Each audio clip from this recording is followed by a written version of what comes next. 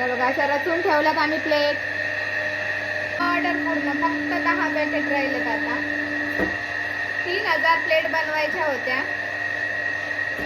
आणि 2 तास लागले मला 3000 प्लेट बनवायला.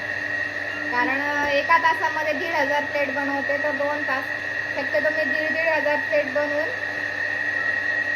मध्ये गॅप घेत असते. पण आता मी 1500 प्लेट डायरेक्ट बनवल्यात, तर त्या मी 3000 प्लेट मी डायरेक्ट पूर्ण बनवल्यात. तर त्या मी दाखवते तुम्हाला.